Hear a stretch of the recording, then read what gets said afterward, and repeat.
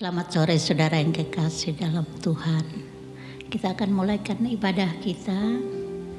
Kita menyanyikan pujian, bimbinglah aku ya Yesus.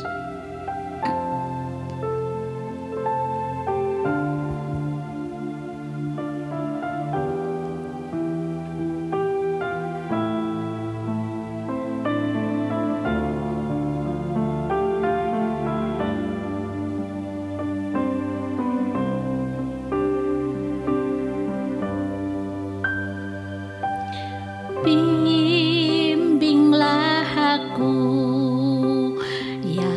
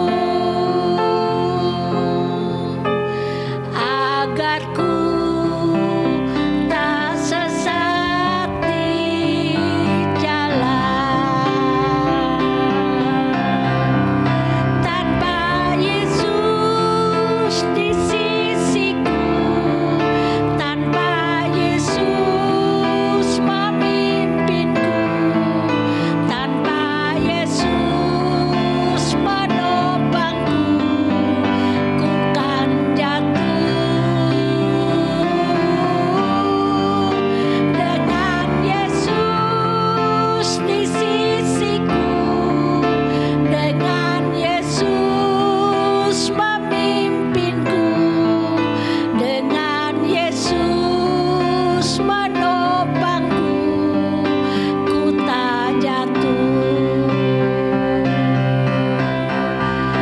Tanpa Yesus di sisiku, tanpa Yesus memimpinku, tanpa Yesus menopangku, ku kan jatuh. Dengan Yesus di sisiku, dengan Yesus memimpinku, dengan Yesus menopangku, ku tak jatuh. Tanpa Yesus di sisiku, tanpa Yesus memimpinku, tanpa Yesus menopangku, ku kan jatuh. Dengan Yesus di sisiku, dengan Yesus memimpinku, dengan Yesus menopangku, ku tak jatuh. Tanpa Yesus di sisiku, tanpa Yesus memimpinku, tanpa Yesus menopangku, ku kan jatuh. Dengan Yesus di sisiku, dengan Yesus memimpinku, dengan Yesus menopangku, ku tak jatuh. Dengan Yesus menopangku, ku tak jatuh.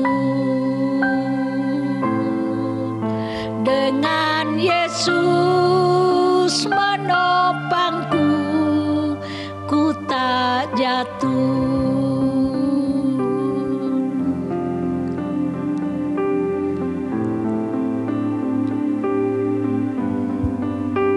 Bersyukur Tuhan untuk kasih setia-Mu yang memimpin, membimbing dan menopang kami untuk terus berdiri, mengiring Tuhan, melayani Tuhan.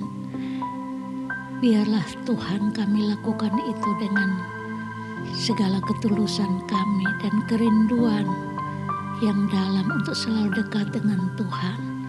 Ampuni dosa salah kami Bapa. Kami siapkan hati untuk menerima kebenaran firman-Mu. Berkati hamba-Mu yang akan membawakan firman-Mu, menyampaikan kebenaran firman-Mu Tuhan. Urapan-Mu selalu baru ada dalam hidupnya. Dan biarlah Tuhan berkat-Mu ada atas kami semua yang mendengarkannya. Terpuji nama-Mu Tuhan, kami sambut firman-Mu. Dalam nama Tuhan Yesus Kristus, haleluya, amin.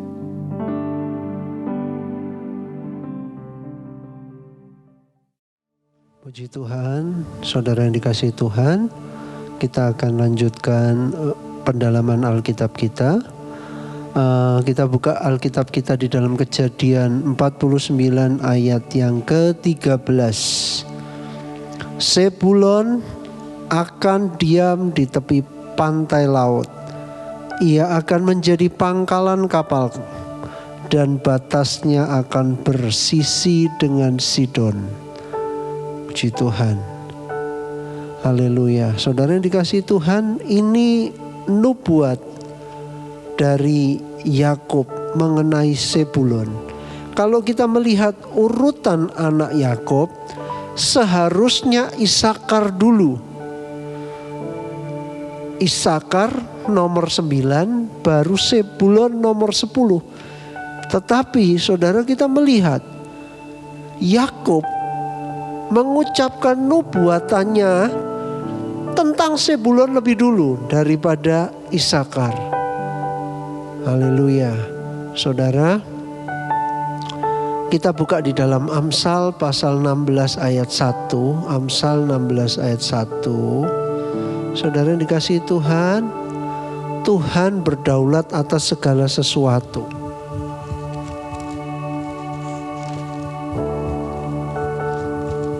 Firman Tuhan katakan tidak ada yang kebetulan. Jadi saudara, kita melihat coba Amsal 16 ayat 1. Manusia dapat menimbang-nimbang dalam hati, tetapi jawaban lidah berasal daripada Tuhan. Saya ulang, manusia dapat menimbang-nimbang dalam hati, tetapi jawaban lidah berasal daripada Tuhan. Ini firman Tuhan, saudara. Manusia bisa menimbang-nimbang, mikir-mikir, berencana apa yang akan diucapkan. Tetapi firman Tuhan katakan, tetapi jawaban lidah berasal daripada Tuhan. Jadi saudara, kita melihat di sini, bukan satu kebetulan kalau Yakub lebih dulu menubuatkan Zebulon daripada Isakar. Haleluya, puji Tuhan. Saudara yang dikasihi Tuhan, kita tidak boleh memandang rendah nubuatan. Sesuatu yang disampaikan tentang satu keadaan yang akan datang, satu kondisi di waktu yang akan datang. Saudara, Rasul Paulus juga berpesan kepada anak rohaninya Timotius.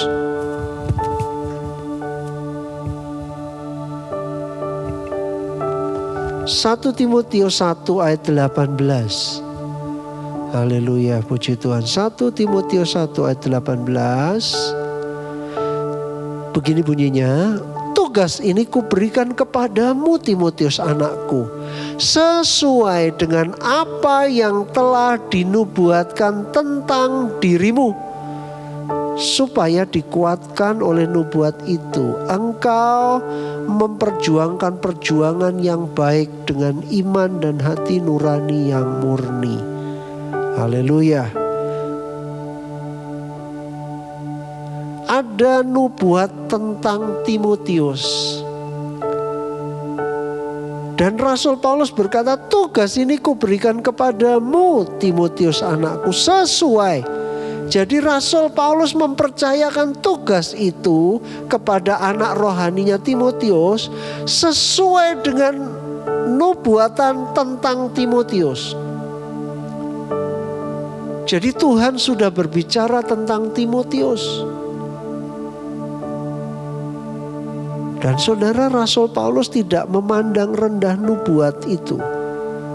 Justru Rasul Paulus meneguhkan Timotius.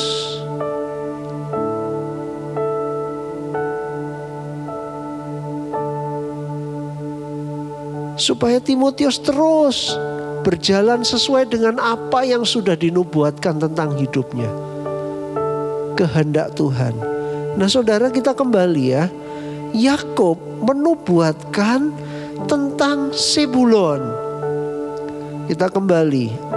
Apa nubuatannya? Zebulon akan diam di tepi pantai laut. Ia akan menjadi pangkalan kapal, dan batasnya akan bersisi dengan Sidon.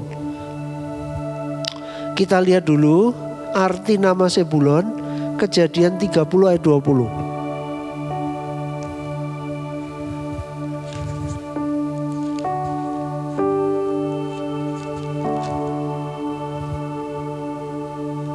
Kejadian 30 ayat 20. Berkatalah Lea, Allah telah memberikan hadiah yang indah kepadaku. Sekali ini suamiku akan tinggal bersama-sama dengan aku, karena aku telah melahirkan 6 orang anak laki-laki baginya. Maka ia menamai anak itu Zebulon. Zebulon artinya hadiah yang indah. Nah saudara, kita melihat nubuat ini menunjukkan Zebulon ditempatkan dalam situasi di mana kegiatan dan kemakmuran komersial dapat terwujud. Tadi dinubuatkan ada di tepi laut, pangkalan kapal. Ini berbicara tentang suatu kondisi yang baik, saudara, secara komersial perdagangan. Yakub menubuatkan ini. Zebulon akan mendapat bagian tanah di daerah pesisir, tepi laut, pelabuhan. Dan mereka akan menjadi pedagang, pelaut, dan saudagar di laut. Jadi saudara, ini nubuatan Yakub tentang Zebulon. Zebulon akan mendapat warisan di tepi laut, di pesisir. Nah, kita melihat betapa luar biasanya. Sekali lagi tadi Amsal katakan, jawaban lidah itu berasal dari Tuhan. Buktinya apa? Kita tidak boleh memandang rendah nubuatan. Jadi saudara, kalau suatu saat saudara dengar firman Tuhan yang menunjuk kepada saudara, tidak usah ragu. Ada sesuatu yang mungkin kayaknya mana mungkin, mustahil itu. Nah sekarang kita lihat, saya ajak saudara lihat. Nubuat Yakub ini digenapi 200 atau 300 tahun kemudian, ketika tanah Kanaan diduduki dan dibagi-bagi kepada suku-suku Israel melalui, perhatikan, undian. Jadi saudara, bukan karena Yosua menunjuk Zebulon di sana. Tidak. Ini melalui undian. Coba kita lihat Yosua 19 ayat 11. Yosua pasal 19 ayat yang ke-11. Kita melihat kebesaran Tuhan.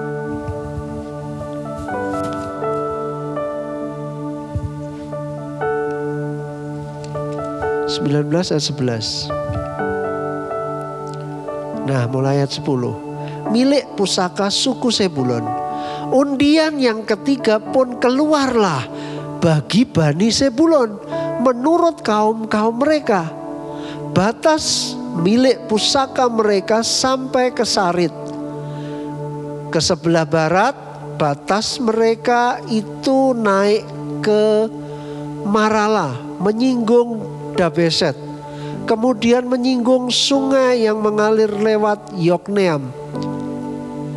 Dari Sarid batas itu berbalik ke timur ke arah matahari terbit melalui daerah Kislot Tabor menuju Dob Berat, naik ke Yavia. Dari sana terus ke timur ke arah matahari terbit ke Gad Hefer, ke Et Kasim menuju Rimon, ke Rimon dan melengkung ke Nea. Kemudian batas itu membelok mengelilinginya di sebelah utara Hanaton dan berakhir di lembah Yiftah El. Lagi Katat, Nahalal, Simron, Yidala dan Bethlehem, 12 kota dengan desa-desanya. Itulah milik pusaka Bani Zebulon menurut kaum-kaum mereka, kota-kota tadi dengan desa-desanya. Saudara, milik pusaka Zebulon bukan berdasarkan penunjukan Yosua, tetapi kota-kota ini berdasarkan undian. Dan saudara, itu tepat menggenapi apa yang dinubuatkan oleh Yakub. Saudara, puji Tuhan. Jadi saudara, kita tidak boleh meremehkan nubuatan firman Tuhan. Mungkin untuk sementara waktu sepertinya tidak tergenapi, tetapi saudara, Tuhan itu bukan Tuhan yang berdusta. Saudara, kalau dia berjanji, dia genapi. Nah, di sini saya tulis, seandainya mereka memilih sendiri bagian daerah mereka atau ditunjuk oleh Yosua, maka patutlah kita duga bahwa mereka berusaha. Nah, ini sekali lagi, bahwa mereka termasuk Yosua berusaha demi nubuat Yakub tercapai. Namun pembagian ini dilakukan dengan cara undian. Jadi tidak bisa diatur manusia. Gak bisa diatur manusia. Jadi jelas bahwa ini adalah keputusan ilahi. Dan apa yang diucapkan Yakub benar-benar berasal dari Tuhan. Saudara yang dikasihi Tuhan, apa yang Tuhan ucapkan melalui hamba-hambanya, saudara, Tuhan pasti genapi. Coba kita lihat bilangan pasal 23 ayat 19. Bilangan 23 ayat yang ke-19. Allah bukanlah manusia sehingga ia berdusta, bukan anak manusia sehingga ia menyesal. Selanjutnya dikatakan, masakan ia berfirman dan tidak melakukannya, atau berbicara dan tidak menepatinya? Saudara, kalau Tuhan berfirman pasti digenapi. Kalau Tuhan berjanji pasti ditepati. Apa yang firman Tuhan tetapkan terlaksana, saudara. Karena itu saudara, mari kita lebih serius ketika kita mendengar firman Tuhan. Supaya kita mendapatkan janji-janji Tuhan. Dan janji-janji itu dipenuhi di dalam hidup kita. Saudara, bukan usaha kita untuk menggenapkan apa yang Tuhan janjikan, tidak. Tetapi Tuhan sendiri yang akan dengan caranya akan menggenapkan. Tuhan janji kepada Abraham, kamu nanti punya keturunan. Saudara, kita melihat Abraham menghadapi satu kondisi yang mustahil, yang gak mungkin. Coba kita lihat.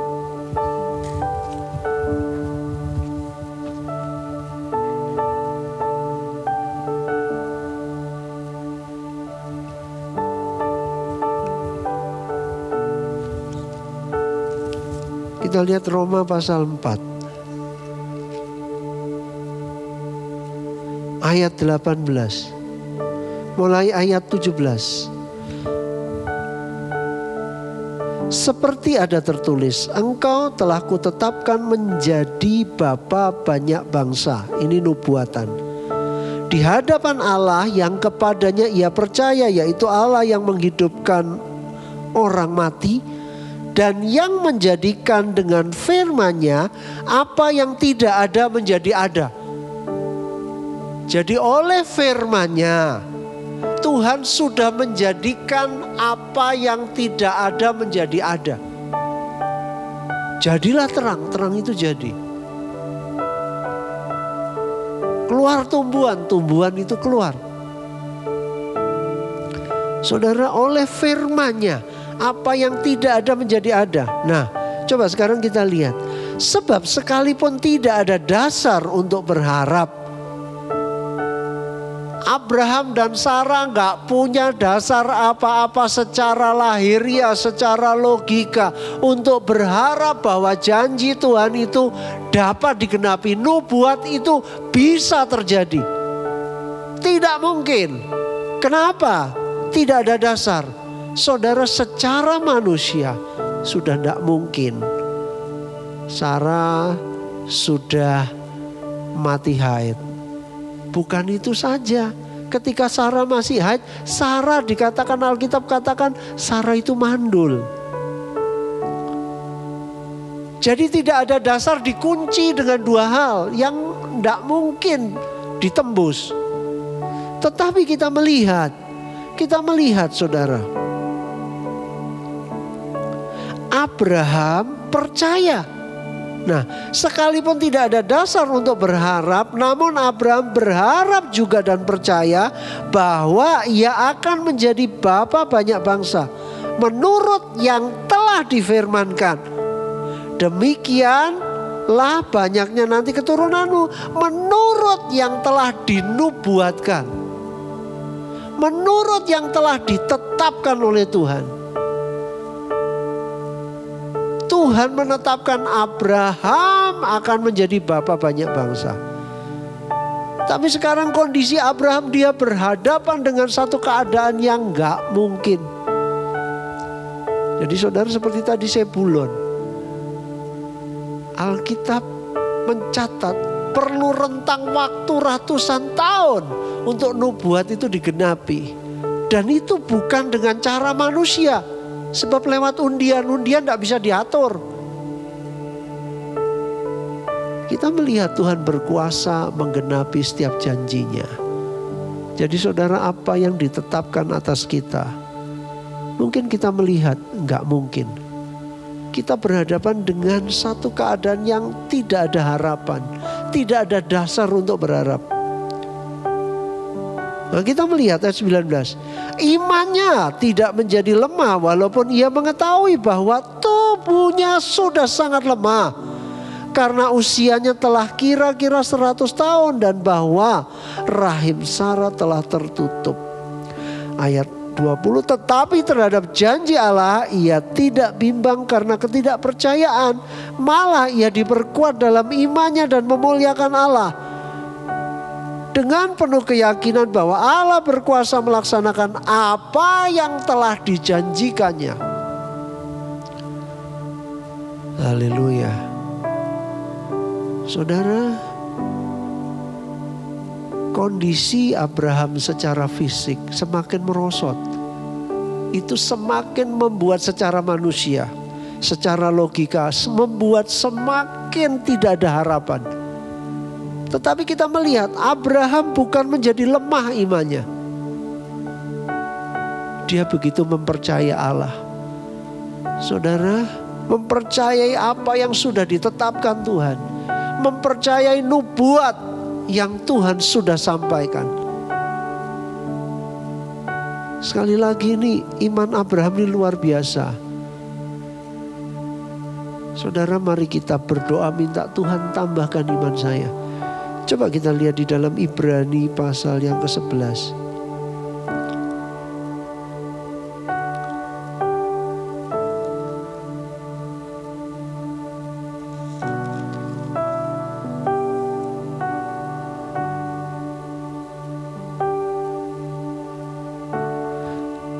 Ayat 11. Karena iman ia Abraham di sini dan Sarah beroleh kekuatan untuk menurunkan anak cucu walaupun usianya sudah lewat loh. Pakai kata sudah lewat. Masanya sudah lewat. Sudah tidak ada harapan lagi secara manusia. Tetapi kita melihat karena iman. Iman itu memberi Abraham dan Sarah kekuatan untuk meraih janjinya Tuhan. Untuk nubuat itu digenapi. Saudara, penting iman. Haleluya. Di sini dikatakan walaupun usianya sudah lewat. Karena ia menganggap dia yang memberikan janji itu setia. Jadi saudara, Abraham dan Sarah tetap percaya. Saudara, apa yang dijanjikan Tuhan pasti digenapi. Walaupun mereka diperhadapkan dengan satu keadaan yang mustahil. Saudara, adakah hari-hari ini kita diperhadapkan dengan satu keadaan yang mungkin tidak sama persis dengan apa yang dihadapi Abraham dan Sarah. Tapi kita diperhadapkan dengan satu kondisi yang sepertinya keadaan itu sudah lewat.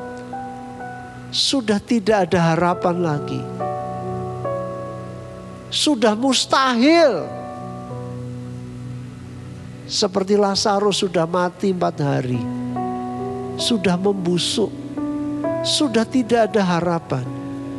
Tetapi mari kita belajar. Karena iman Abraham dan Sarah beroleh kekuatan. Dia terhadap janji Tuhan dia tidak bimbang. Saudara, mari kita tetapkan hati kita. Tetapkan iman kita. Tuhan, tambahkan imanku. Supaya apapun yang sedang terjadi, kita tetap mempercayai apa yang Tuhan sudah tetapkan atas kita. Apa yang Tuhan sudah janjikan terhadap kita. Justru itulah yang disebut mujizat. Karena sesuatu yang tidak mungkin sudah lewat masanya, tidak ada harapan, tidak ada dasar untuk berharap. Tapi kita masih berharap dan diberi kemampuan untuk meraih janji Tuhan. Haleluya, puji Tuhan. Haleluya. Saudara, keputusan ilahi pasti terlaksana. Apa yang Tuhan tetapkan pasti terlaksana. Karena itu saudara, mari kita pertetapkan hati kita. Kita minta Tuhan, teguhkan imanku, tambahkan imanku. Ayat terakhir, Ayub 42 ayat 2.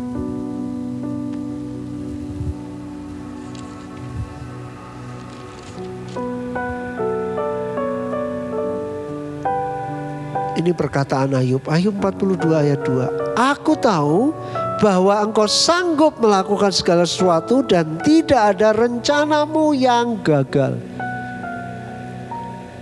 Ini Ayub belum dipulihkan. Tetapi dia dengan iman berkata, Tuhan, aku tahu engkau sanggup melakukan segala sesuatu. Dan tidak ada rencanamu yang gagal. Saudara, kalau sudah dipulihkan ngomong gini gampang. Tetapi sekali lagi kondisi Ayub yang sangat terpuruk, sangat menderita. Ayub berkeyakinan bahwa Tuhan sanggup melakukan segala sesuatu. Dia yakin bahwa Tuhan tidak mungkin gagal. Dan kemudian Ayub benar-benar alami apa yang dia imani. Dia alami pemulihan 2 kali ganda. Saudara, mungkin kita berhadapan dengan kondisi-kondisi yang tadi saya katakan sudah lewat. Tidak ada harapan, tidak ada dasar untuk berharap. Tapi mari malam hari ini kita angkat hati kita, kita angkat iman kita kepada Tuhan. Mungkin logika kita seperti mencemooh kita. Sudah selesai, tidak ada harapan lagi. Sudah, tidak perlu lagi berharap percaya sama Tuhan.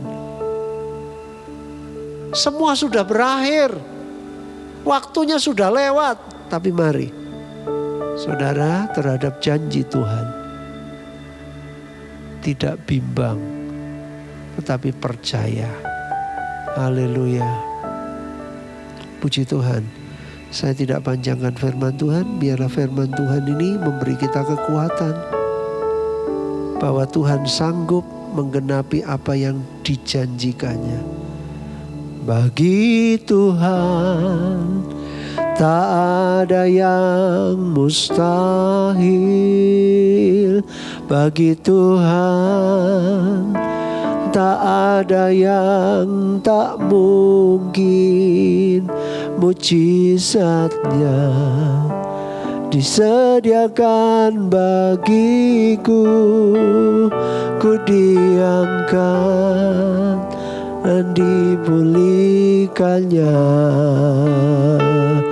Bagi Tuhan tak ada yang mustahil. Bagi Tuhan tak ada yang tak mungkin. Mujizatnya disediakan bagiku. Ku diangkat dan dipulihkannya. Bagi Tuhan tak ada yang mustahil.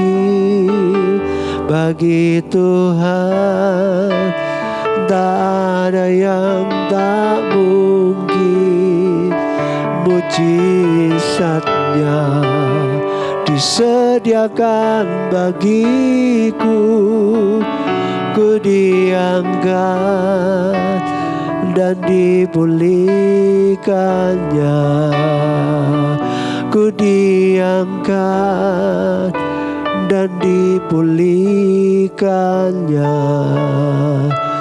Ku diangkat dan dipulihkannya. Haleluya. Tuhan, terima kasih untuk firman-Mu. Kami percaya tidak ada yang kebetulan. Kami percaya tidak ada kata terlambat bagi-Mu. Sekalipun bagi kami mungkin tidak ada dasar lagi untuk kami berharap. Karena keadaan-keadaan yang ada di depan mata kami. Karena kondisi-kondisi yang sedang terjadi sepertinya mengunci harapan kami. Sepertinya menenggelamkan apa yang kami rindukan. Harapan kami. Sepertinya menguburkan cita-cita kami. Tapi Tuhan, kami percaya Engkau berkuasa menggenapi setiap apa yang Kau sudah tetapkan atas kami. Tidak peduli sesulit apapun. Tidak peduli semustahil apapun itu bagi kami Tuhan. Kami percaya Engkau berkuasa melakukannya. Karena itu Tuhan, tambahkan iman kami. Teguhkan iman kami. Seperti iman Abraham, iman Sarah. Mereka menghadapi suatu kondisi yang sulit. Tidak mungkin, mustahil. Tetapi terhadap janji-Mu mereka tidak bimbang karena ketidakpercayaan. Mereka percaya dan Engkau menggenapi janji-Mu. Tuhan, biarlah setiap telinga yang mendengar Tuhan berkati. Kondisi-kondisi yang mustahil kami percaya Engkau lebih besar dari kondisi yang kami hadapi. Pertolongan-Mu Engkau nyatakan Tuhan. Baharui hati kami semua Tuhan. Terima kasih Bapa. Berkati pelayan-pelayan-Mu, nyatakan kemuliaan-Mu. Di dalam nama Yesus kami akhiri pendalaman Alkitab ini. Haleluya. Amin. Tuhan memberkati.